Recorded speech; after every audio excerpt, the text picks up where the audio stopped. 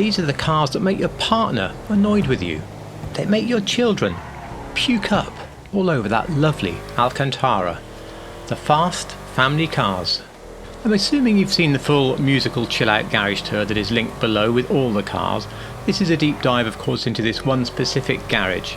Before that, I wanted the chance to remember Queen Elizabeth II, who died, of course, in between the two garage tours. So if we can have just a couple of seconds silence, then we'll move on to the fun stuff.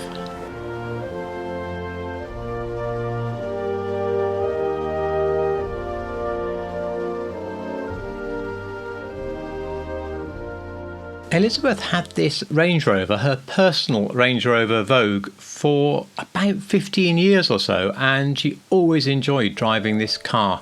So I thought there was no better car to remember her by. Moving into the main garage, we start with the Alpina B3, or the Reinhardt in game. Rockstar made a pretty good copy of the 3 Series Touring. Of course, they made sure not to use the kidney grills. They never do on an Ubermaxed car. I've got a little video down below where I looked at a few different 3 Series Tourings you can actually build on this car. There's no such thing as an estate or station wagon class in the game, so the car is in the sedans class, and it's actually in second place round a track for that class. It's also a lot easier to drive than the car that is narrowly first place round for sedans. So I would say absolutely worth a buy just to have one of the faster cars in that class, and of course to have a lovely BMW in your collection. For driving, as I say, not the most exciting. It's a very neutral handling 4-wheel drive car, and it really does need a bit of a lift into corners to get the back mobile. Even so, in most cases the back won't come out very far. Now, as I've said in another place, if I could have one car to do everything in my life and somebody else was paying for it, then I think one of the best real-world cars you can get your hands on is an Alpina B3. But if you like SUVs, you might prefer the next car. Here's, of course, the Astron, based very heavily on the Porsche Macan, and I built mine on a GTS, which I actually configured on the Porsche website. 4-wheel drive, of course, and it handles quite like the previous car, very neutral. However, it does understeer a bit less, will oversteer a bit more, so it is a little bit more fun to drive. And it is rather quick. It's in the SUVs class, and it's only a little behind the Toros if you can HSW the car. I can't on PC, so obviously it's a bit further behind. But I think it's worthy of a place in your collection just because it's so obvious what the car is when you look at it. I think they've done a really good job with the styling on this car. I'm pretty sure you probably own this next car. Every YouTuber will tell you that this is one of the bargain cars in the game, of course. Rear wheel drive, leery, great noise, fast. Based on a Mercedes, but which Mercedes? Some of the wikis used to say that it was based on the Brabus EV12, and that's how I've had mine built for 2 or 3 years, but they only ever did black ones, and a little bit bored basing it on that car, which was based on an E-Class, and it's quite obvious that the headlights on this car really are not from the contemporary E-Class, although I think the tail end most certainly is.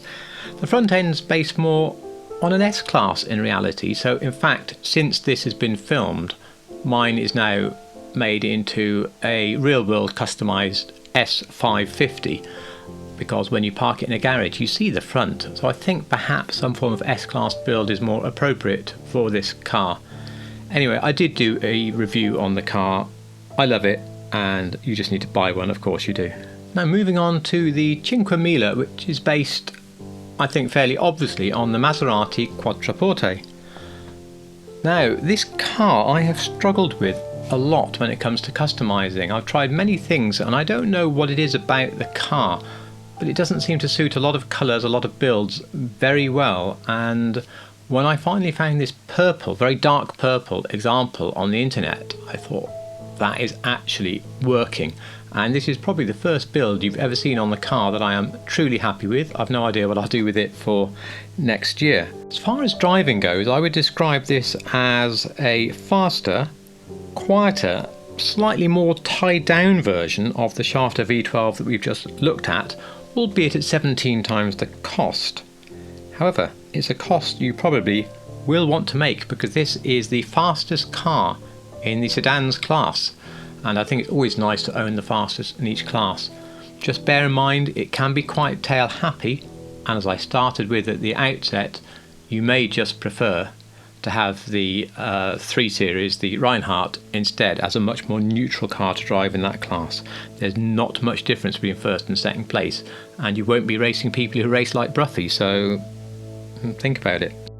Moving on, then we have, of course, the Rebel GTS based heavily on the X5. I picked an X5M because that is the fastest one, and I went for Long Beach Blue. Absolutely gorgeous colour, really suits the car, and definitely a colour I would consider you taking the hex for and building the car in. I think it looks absolutely wonderful. This is a really good car to drive. I mean, it's not cheap, it's nearly 1.2 million, but it goes probably quicker than you would think it would, and it does really good 4-wheel drifts. 4-wheel drive, of course. It's just great fun, it's just good looking. It's a couple of seconds behind the Toros. You're not buying it for competition, you're simply buying it for an SUV or a BMW collection. But I really enjoy driving this. This next car is not competitive in its class, and I really could care less. I really do enjoy it. It is, of course, the Albany V STR, and it's based quite heavily on the Cadillac CTS V. Well, I went to the top of the tree with mine with a tuned example, the Hennessy HPE 800, which of course is a monster of a car in real life. Also very easy to customise with what they give you in the game. Now the car is quick, despite me saying to you it's some way down in the sports class, and it has a very tied down front end, and this is what I like on cars in real life. I want that front end to grip, and if anything's going to give, I want it to be the back, and that's what this car is. Very easy to oversteer, a lot, never really understeer. Sounds nice, it's pretty loud. I think you'll just really enjoy driving this car and having it for the pleasure of driving. We're now onto a discontinued car, but I mean, not to worry, you can just pick one up from the street, which is what I would highly advise. It's the Umact Oracle, and it's based pretty heavily on the BMW 6 Series Grand Coupe, and it obviously makes sense to build the M6. There's very little customization. There's not a lot you can do with this car, so you need to pick a nice colour. So I went with the San Marino blue, a very deep, very vibrant blue. I think it looks fantastic, and it helps lift this free car. You won't have stolen it to drive it, but it actually drives better than you might think with quite neutral handling. One feature of this garage is that cars are in all sorts of classes in the game, and the next one is in the muscle class, the Buffalo STX. Now if you're on previous gen or PC, this is the fastest muscle car in the game. Of course, if you're on next gen, then there's an HSW Vigero ZX, and that's the one you would actually have for that. I think it's a really good looking car, but I really wish it had the wide body available. Like the Challenger that we have with those wide arches, I do think it looks a lot nicer, but we don't. And so you're fairly free to make whatever you want. I made a RT392 Scat Pack version of the Charger on mine, and it's painted red simply for variety in this particular garage. When you drive it, it sounds great. It doesn't feel like a muscle car. It's very well tied down, very neutral. It's very quick, of course, and this is another good reason to own it. Not only is it technically the quickest in the muscle car class, but it's also just very easy to drive. So you need this to win muscle car races, to be honest with you.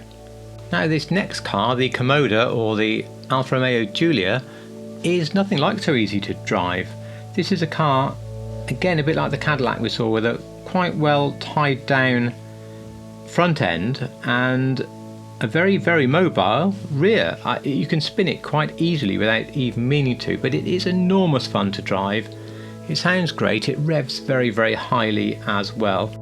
Miles down in the sports class, which is where it lives, and I don't care, I think it looks lovely. There's a special stripped down fast version of the Giulia called the GTA M, and they were nearly always pictured in this Montreal green or a very dark red, and I made the red one last year, so I made the green one this year. I've run out of GTAM colours, so I guess I'll have to think of something else to do with this car. Well, our last car is one from the Tuner DLC. It sits in the Tuner subclass, of course, and also in the sedans class. It's based, of course, on the sedan or saloon version of an Audi A3, and of course we're going to build one of the faster versions, such as an RS3. But I've gone one beyond because we have the company in Germany ABT, and they will tune your Audi up to be faster, to be a little bit better looking, and to handle better. So they make a version of the RS3 called the RS3R, and that's the one I built in Kyalami green, which is pretty bright. I think lime green wouldn't be very far off. When you drive the car, you get a bit of a surprise because it's rear-wheel drive. Now, of course, in real life, A3s are either front-wheel drive or four-wheel drive, depending on which version you're getting. They are certainly not rear-wheel drive. Anyway, that does make it drive very nicely. It's more neutral than the Alfa Romeo we just talked about. It's also quick. It's actually a great fun car, and it's a dead ringer really for the car that it's based on. So I think I do recommend this car for your collection. It's also 4th place in the sedan class, so it's not entirely uncompetitive either. I really enjoy all the cars in this garage, I have to say. I think they look good on the whole, and they all drive really well and in their own specific way. Next week we're going to move on to Fast Family Fun Garage 2, where we have again some extremely quick saloon or sedan cars. But we also have some SUVs in that one. Some of them are quick, some of them are not so quick. We'll talk about that next week, so I hope to see you there. If you enjoyed this video, a like and or a comment would be so gratefully received, as I try to just slowly grow this channel. And if you like real cars and try to build real cars in GTA, then a subscription would be really appreciated. I don't only do the deep dives, there's also plenty of other videos and about builds and reviews, etc. They've dropped off a bit over the summer because I'm busy, but they will pick up again in September. Above all, of course, and as always, thank you so much for watching.